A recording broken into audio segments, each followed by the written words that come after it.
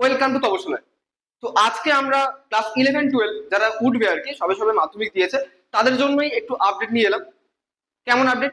যে আমাদের ক্লাস 11-এর কবে থেকে ক্লাস স্টার্ট হবে? আমাদের ক্লাস স্টার্ট হবে 3rd এপ্রিল 2025 থেকে। সেকেন্ড, কি কি সাবজেক্ট আছে? যারা ডেমো ক্লাস করে গেছে তারা তো সবাই জানে যে আমাদের কি কি সাবজেক্ট হয়েছে, এবং ডেমো ক্লাস করে গেছে তাদের ইন্টারেস্ট বা তাদের মতামত আমাদেরকে জানিয়েছে। থার্ড, আমাদের গতকাল পর্যন্ত আমাদের যে রেজিস্ট্রি খাতা রয়েছে, সেই খাতাতে আমরা দেখেছি 17 থেকে 18 জন স্টুডেন্টের ইনকোয়ারি করেছে যে তারা কমপ্লিটলি কনফিউজড। তারা ক্লাস 11-এ কোন স্ট্রিম নেবে, বা যদিও বা সায়েন্স নেয় সেখানে বায়োলজি নেবে না কম্পিউটার সায়েন্স নেবে, যদিও বা আর্টস নেয় সেখানে বাংলা ইংলিশ তো কম্পালসারি, তার সাথে সাথে 4টে সাবজেক্ট কি চয়েস করবে। তো সেই সমস্ত কনফিউশনের নিয়ে আমাদের কাছে অনেক ইনকোয়ারিজ আসে যে আমাদের ইনস্টিটিউট থেকে তাদেরকে যেন সাজেশন দেওয়া হয় যে কোন কোন সাবজেক্ট নেওয়াটা বেটার হবে। তো ফার্স্ট অফ অল, যদি কেউ ঠিক করে থাকে সে সায়েন্স নেবে, তার সাবজেক্ট কম্বিনেশন কি হওয়া উচিত, বা যদি কেউ ঠিক করে থাকে সে আর্টস নেবে, তার সাবজেক্ট কম্বিনেশন কি হওয়া উচিত, সেটা তার কমপ্লিটলি পার্সোনাল চয়েস হওয়াটা খুব ইম্পর্টেন্ট। কারণ বাবা মায়ের কথায় বা টিচার্সদের কথায় সাবজেক্ট কম্বিনেশন চয়েস করাটা একেবারেই ফালতু কাজ। আমি কোন সাবজেক্ট ভালো বুঝতে পারছি, আমি কোন সাবজেক্টে ভালো পারি, সেটা আমি নিজে জানি। আমার বাবা মা বা আমার টিচার্স, আমার বন্ধু বান্ধব, আমার দাদা দিদি এরা কেউ জানে না।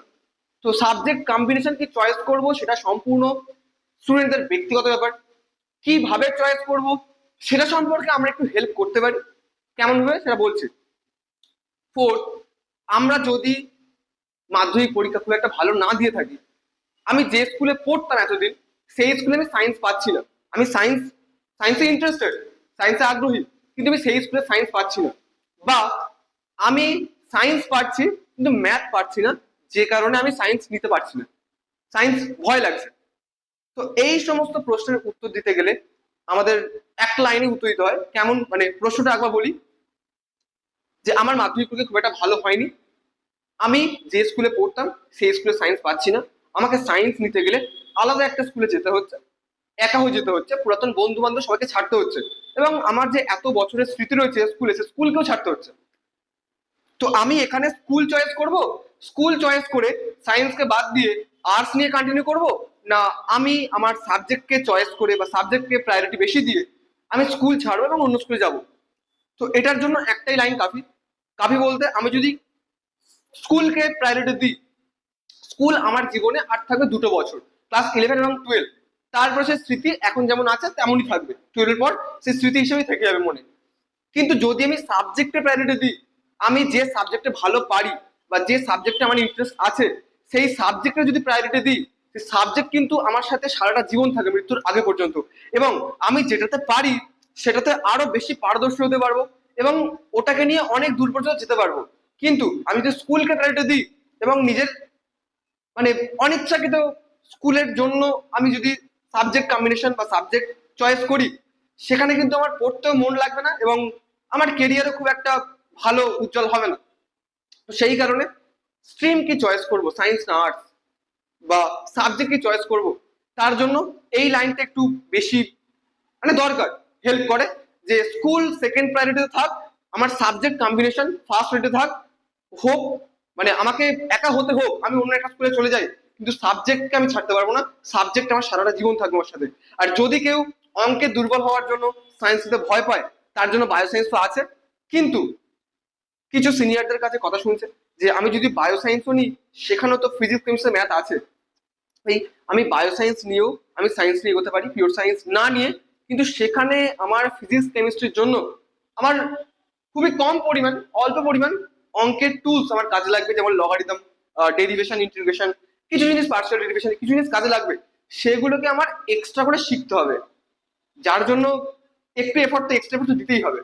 যদি কেউ অঙ্কে ভয় পায় কিন্তু অঙ্ক নিতে চাইছে না, কিন্তু সায়েন্সটা নিতে চাইছে, তার জন্য একটু অঙ্ক, কয়েকটা চ্যাপ্টার বা কয়েকটা পার্টস আমাকে শিখতে হবে এক্সট্রা ভাবে আমার বায়োসায়েন্স নিয়ে কন্টিনিউ করার জন্য। তো সেটার জন্য যদি সে প্রিপেয়ার থাকে, তো বায়োসায়েন্স নিয়ে এগোতে পারে। আর যদি বলে সেটাকেও পারবো না, তাহলে ভাই বেকার, সায়েন্সে তার না আসাই ভালো, কারণ ফিজিক্স কেমিস্ট্রিতে ম্যাথ প্রচুর কাজে লাগবে, পিলার। যাই হোক, এবারে আমরা সাবজেক্ট কম্বিনেশন কি চয়েস করবো বুঝতে পারছি না, কারণ আমি কয়েকটা সাবজেক্টের মধ্যে কনফিউজ, আমার এটাও ভালো লাগে ওটাও ভালো লাগে, আমি কোনটা নিয়ে এগোবো।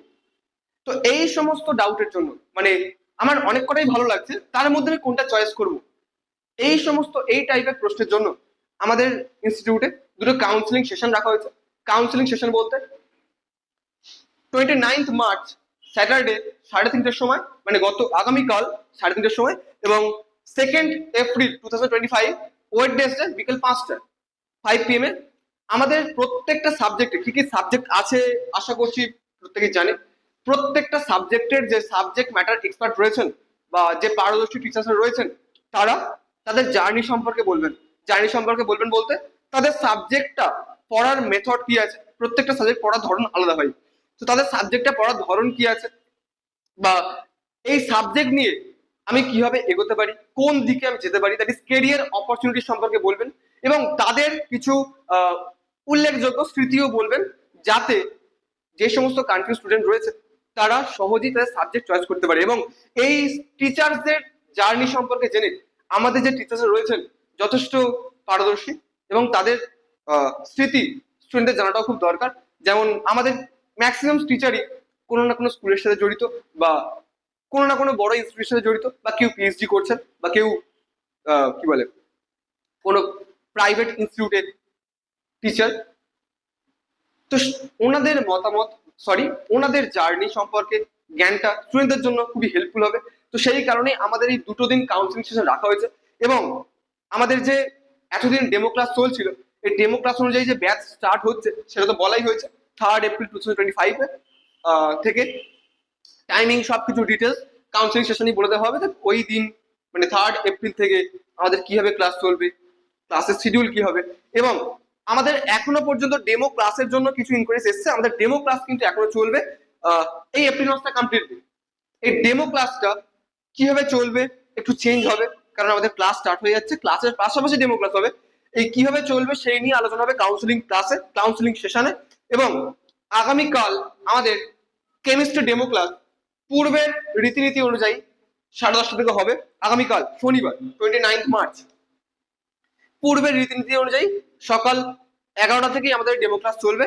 এবং তারপরে এপ্রিল মাসের যে কমপ্লিট ডেমো ক্লাস চলবে তার শিডিউল এবং তার রীতিনীতি সম্পূর্ণ বলা হবে কাউন্সিলিং সেশনে। তো আজকে এই পর্যন্ত, থ্যাংক ইউ।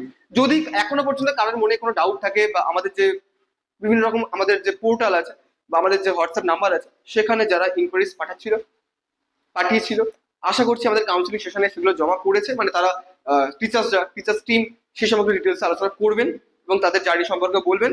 এবং এখনো পর্যন্ত মানে এই কন্টেন্ট ছাড়া, এই কোয়েশ্চেন ছাড়া আরো এক্সট্রা যদি কারোর মনে কোনো প্রশ্ন থেকে থাকে আমাদের হোয়াটসঅ্যাপ অবশ্যই জানাতে পারে। এবং কাউন্সিলিং সেশনে অবশ্যই আসলে তাদের ডাউট এবং তাদের প্রশ্নের উত্তর তারা অলমোস্ট পাবে। Thank you.